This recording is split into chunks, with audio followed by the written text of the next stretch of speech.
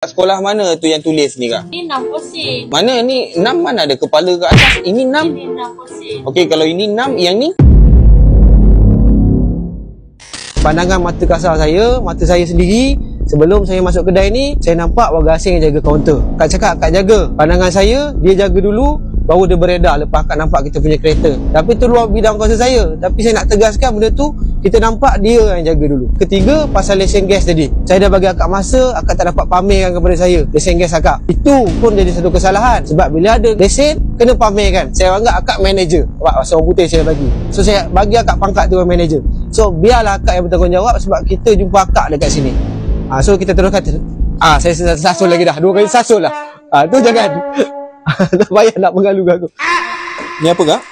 Sirip. Sirih, berapa sebiji ni? RM1. Macam mana nak tahu harga dia RM1? Selalunya diorang ambil. Diorang selalu ambil tak bayar? Bayar. Bayar. Bayar berapa ringgit? RM1. Macam mana diorang tahu harga RM1? Dekat bekas tu. Dekat bekas ni, okey. Sambil akak cakap, saya tengok. Tengok, dekat bekas ni ada tulis. Dah padam. Siapa bayang padam? Ni saya nampak macam RM100. Tak, RM1. Akak cakap RM100, saya cakap RM100. Yang mana satu yang betul? Saya yang betul sebab saya yang buat. Saya yang salah. Tak, saya yang buat. Akak yang buat. Akak betul lah. Saya salah lah. Betul. Ke sebab saya lelaki, saya salah. Tapi tak ada lah. Yelah dah padam. Macam mana boleh padam? Yelah sebab kesan air kan. Kenapa letak air? Kalau guna marker pen, Marker pen? buat whiteboard, kadang tanggal. Dia bukan whiteboard kak. Whiteboard dia tertanggal. Permanent dia tak tanggal. Tak, lesen gas. Yes. Sebab saya tengok ni. Saya tengok ni gula minyak masak tepung je. Tunjukkan saya lesen gas akak. Sampai berkahak suara ni. Habislah aku. Satu Malaysia dengar. Selalunya lesen ni datang sekali. Tak pernah lagi saya tengok lesen satu kat atas, satu ke tempat lain. Gas ni jual berapa ringgit? Round 2, fight.